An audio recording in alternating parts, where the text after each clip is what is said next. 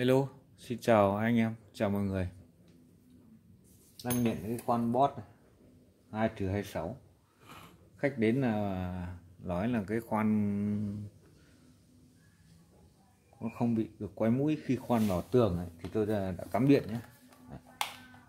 Cắm điện nó ra cho nó và tôi bóp nó thử sẽ chạy này.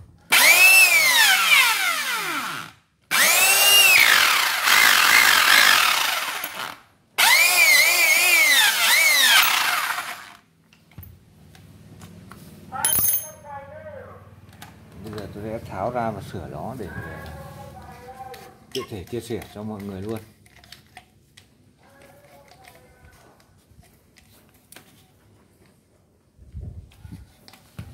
Cái này tháo lỏng.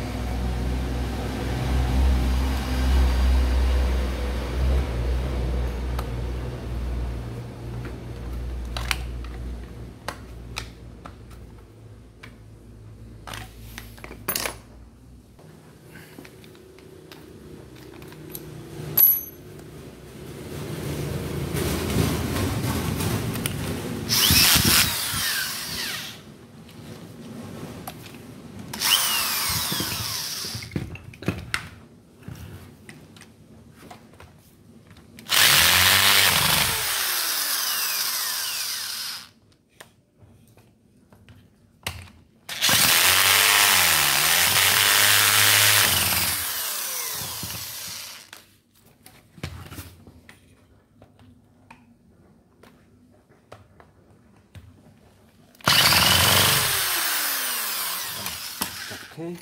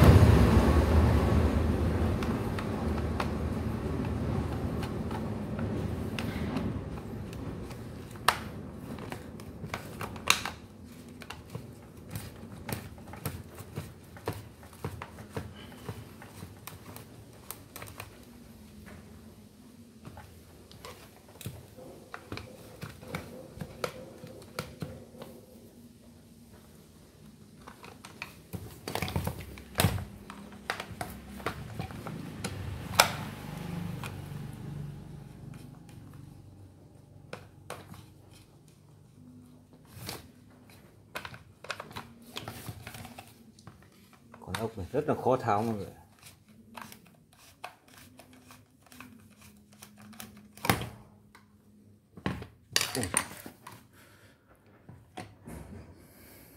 Như vậy là nó bị bượt cái răng của cái rotor rồi.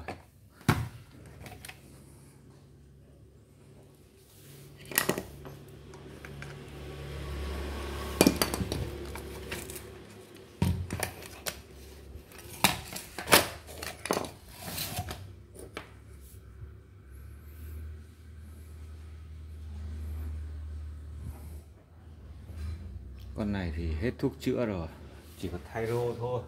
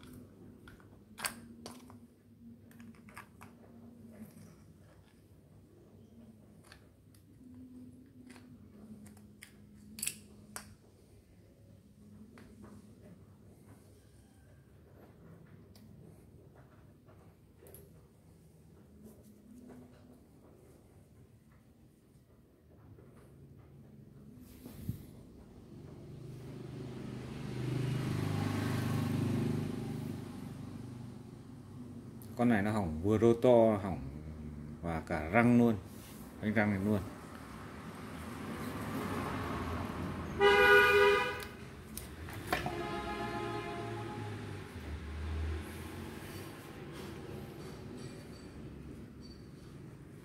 Đây, mọi người xem.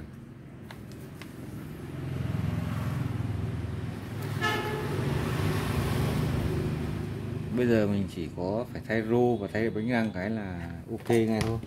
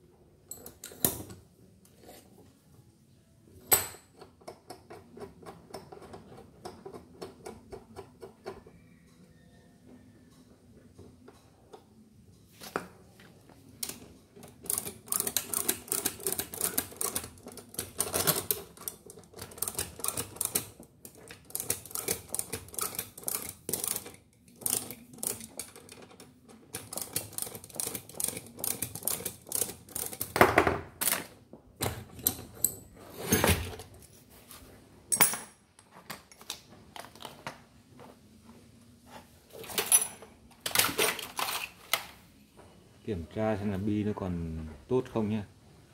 Bi nó mà còn trắng là ok, mỡ nó chưa bị đen két. Nếu như mà nó bị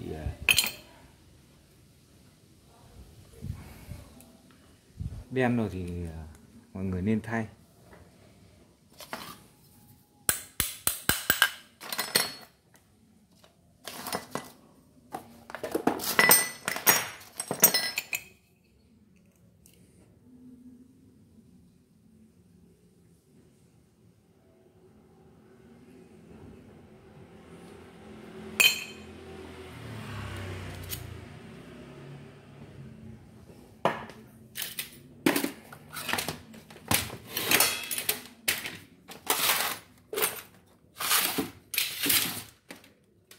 Cái ống chuyên để đóng.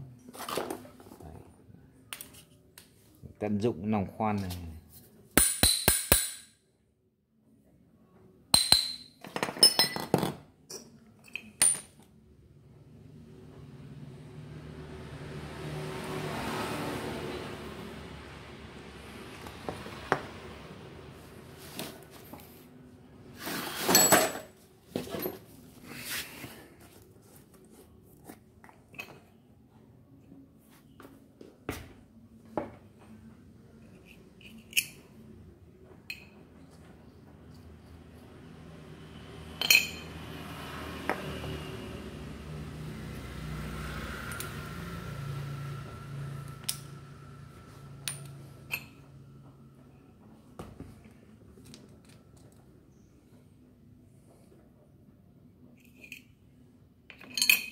Trước khi lắp vào để sử dụng thì mọi người kiểm tra luôn cả cái bi đũa này nhé.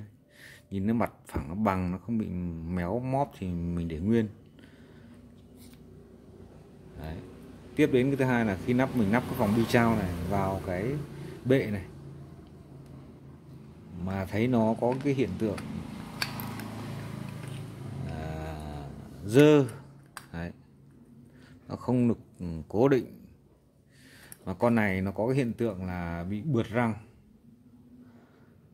thì có nghĩa là cái độ tiếp xúc giữa bánh răng và rô bánh răng của bi trao với bánh răng của rô là nó không được nhiều nhé, tức là như kiểu nó bị mớm đấy. Thì tốt nhất là anh em và mọi người nên là chèn thêm nó vào thì để nó mới đảm bảo được. Thì mình sẽ lấy một cái thước mét hỏng thôi.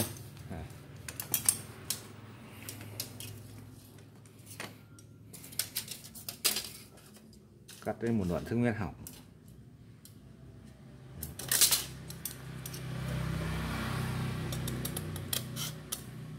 Để mình kê dịch cái bánh răng của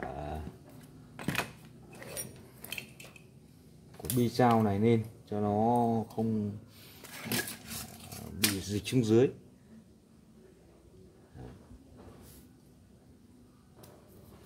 Hơi này thì vẫn còn tốt.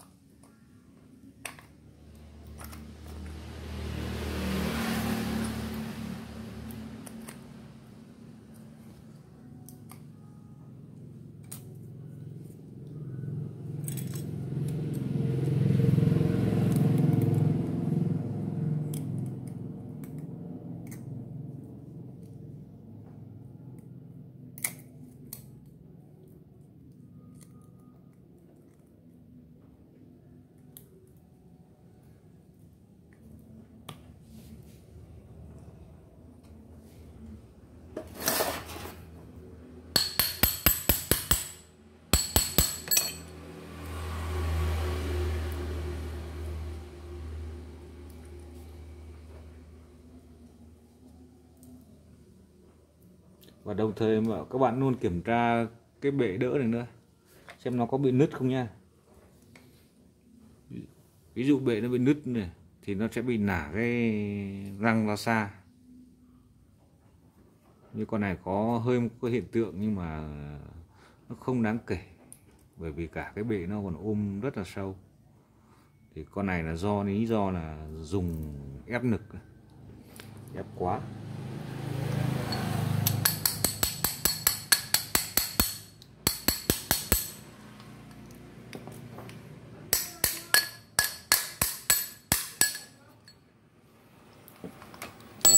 mới có hiện tượng này.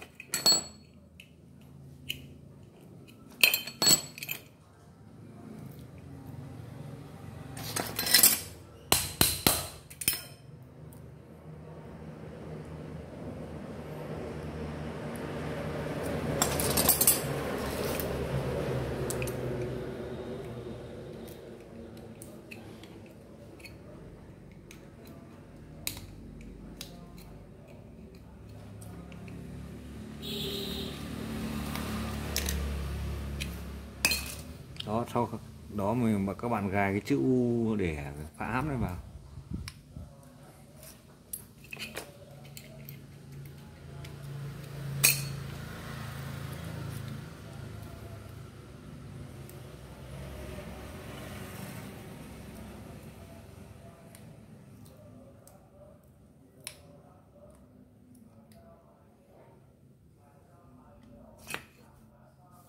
Rất là bẩn.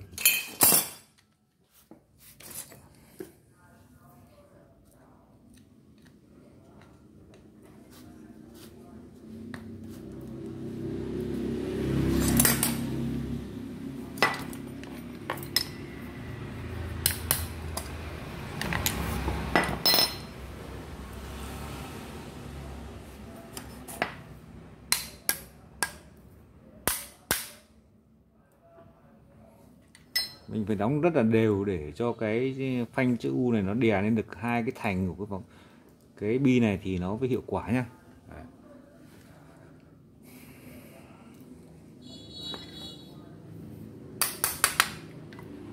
Ok, bây giờ mình sẽ lắp vào và test cho mọi người cùng xem.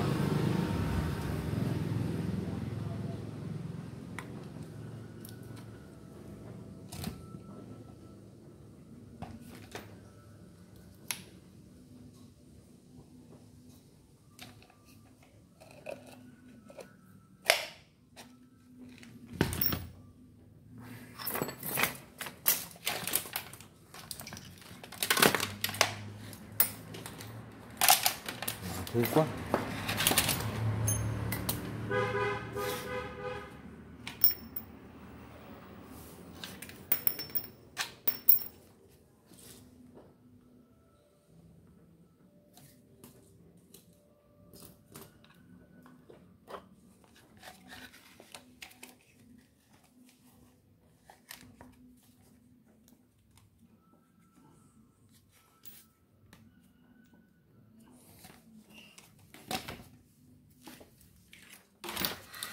Ốc nó không sâu, mình sẽ cắt tiếp.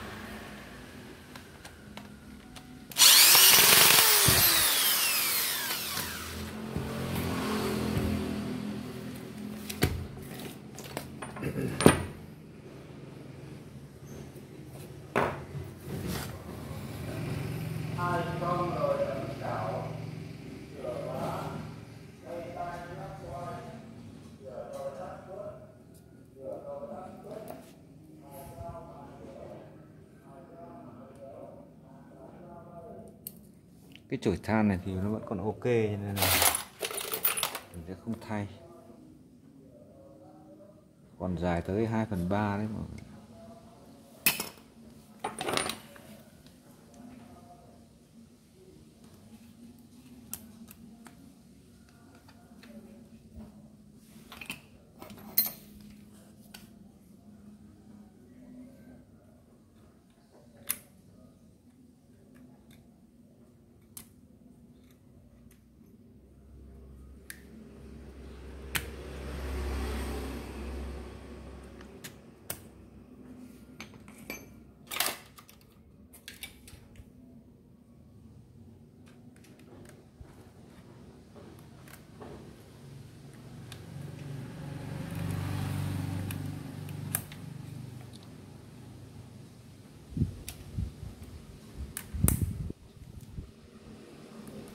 quá tay cái này trượt này.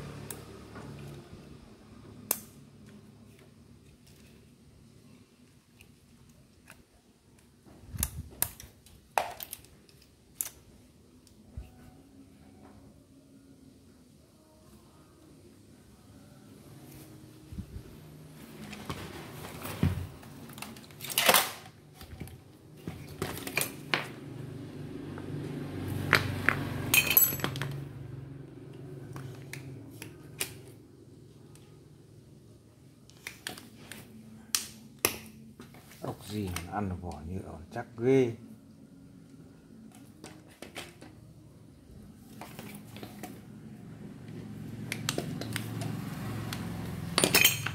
Cái này mình phải dùng đến kìm chết nó mới ra.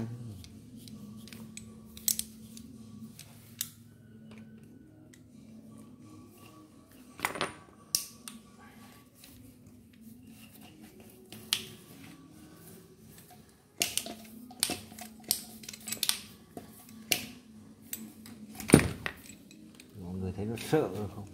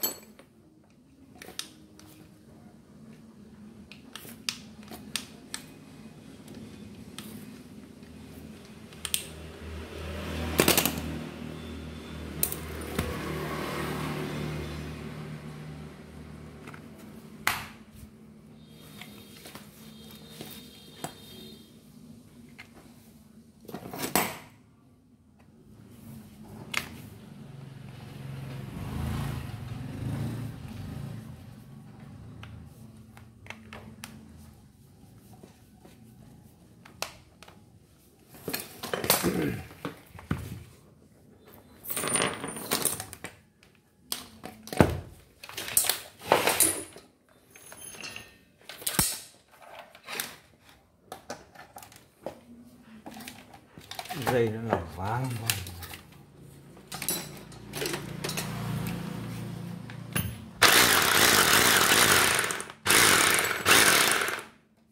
Đấy, khi thay rô và bánh răng vào, cái tiếng máy của nó có cái độ êm ngay, nó không bị gắt như lúc nãy.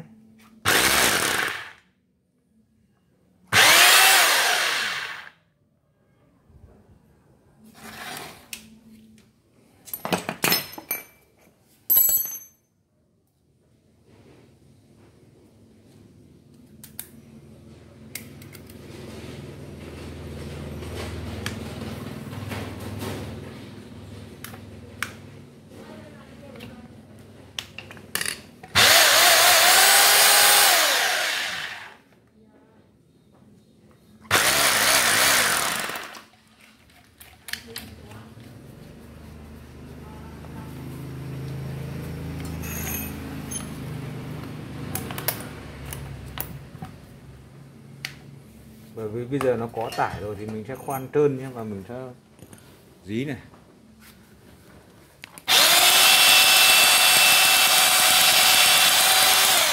Ok nhé. Đó.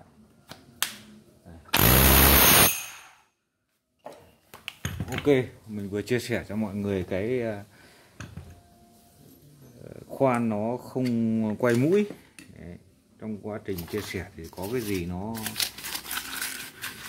nói nó không được phù hợp lắm thì mọi người nên bỏ qua. Và ai thấy hay thì hãy cho mình một like. Ai chưa đăng ký kênh thì đăng ký để ủng hộ. Xin chào và hẹn gặp lại. Chúc mọi người sức khỏe và thành công.